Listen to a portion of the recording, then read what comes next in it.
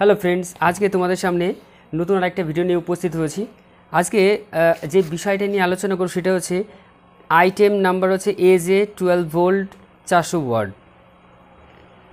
আর এর input voltage 180 থেকে 240 volt AC, 50 থেকে 60 hertz, DC 33 ampere 12 volt, 33 ampere 12 volt.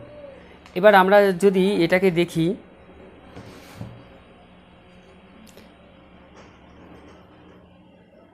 Calculation করি, এইখানটায় কত আছে 400 ওয়াট, 400 ডিভাইডেড বাই 12। দেখো এখানটা কত দেখাচ্ছে, শো করলে 33.33, তার মানে আমার এইটা হচ্ছে 33 ওয়াটের। ওকে, তো এটা কি VMG এই কোম্পানির নতুন মালটা, এই নতুন এসছে আমার কাছে। তো এটাকে আমি দেখি যে কেমন। এর আগে একটা এই SMPS আমি আনবক্সিং করেছিলাম এবং দেখিয়েছিলাম, তোমাদের ভালো সাড়া দিয়েছিলে। তো এইটাকে এমন দেখতে,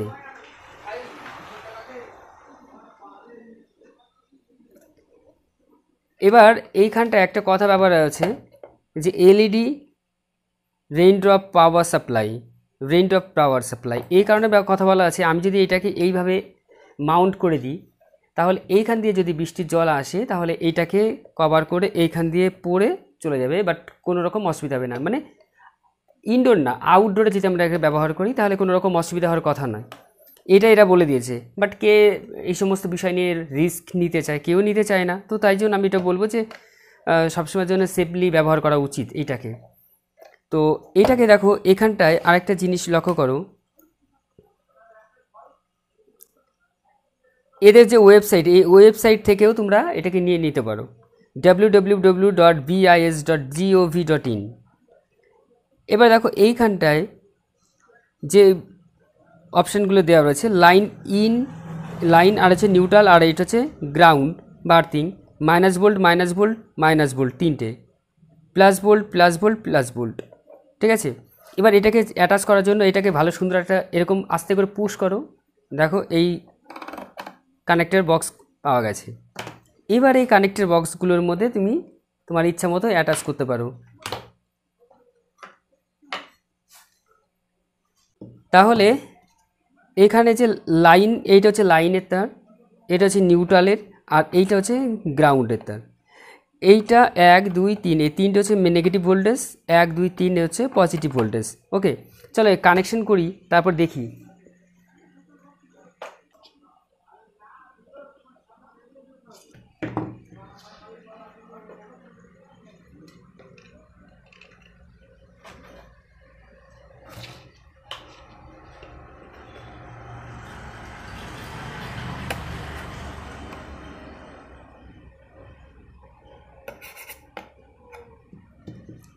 দেখো বিশেষ সতর্কীকরণ, সেটা হচ্ছে এই ধরনের SMPS ইনস্টল করার সময় এখানে লাইন দেওয়ার পর আগে মেটাল বডিটা টেস্ট করে হবে, টেস্টার দিয়ে, যে এখানে কোনো বডি আছে কি না, তারপর এটাকে তোমরা হাত দেবে।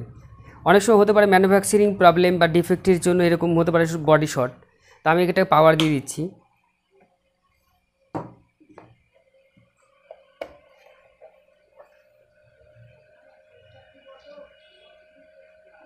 একটা ব্লু লাইট আছে, ভেতরে কুলিং ফ্যান আছে BLDC, এই ফ্যানটা অন হচ্ছে এটাকে ঠান্ডা রাখবার জন্য। আমি শব্দ শুনতে পাচ্ছি।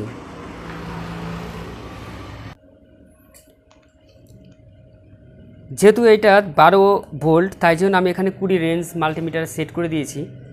এখানটায় আমরা টেস্ট করে দেখি, এটা হচ্ছে আমার মাইনাস, এটা প্লাস।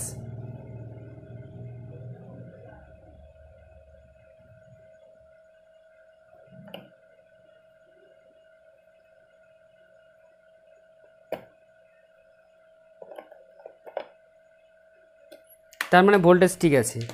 বাট এইটাকে আমরা যদি লোড দিই, এটা হচ্ছে পিক ভোল্টেজ, সর্বোচ্চ ভোল্টেজ, ড্রপ ডাউন আটকে গেল, ওপেন।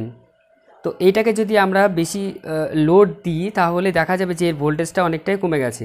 ওকে, তো 33 অ্যাম্পিয়ার যেহেতু আছে এখানটায় বলা, এইখানটায় অ্যাপ্রক্স তোমার এসে দাঁড়াবে 20 অ্যাম্পিয়ারের মতো। 33 অ্যাম্পিয়ার কখনোই আসবে না, এটাই আসবে হচ্ছে তোমার 20 অ্যাম্পিয়ার দেওয়ার পর। এরপরে যদি ভোল্টেজটাকে কমে যায় অনেকটাই, তাহলে এই প্যানেলটা খুলে এর মধ্যে একটা প্রিসেট আছে লাস্টের দিকে, এই পজিশনে একটা প্রিসেট থাকে, সেই প্রিসেটটাকে যদি আস্তে আস্তে গেনটাকে বাড়িয়ে দাও, তাহলে দেখবে যে ভোল্টেজটা ইনক্রিজড হচ্ছে, 12 ভোল্টের থেকে বেড়ে ওইটা মোটামুটি 13, 14, 15 এরকম সামথিং আসবে। ওকে,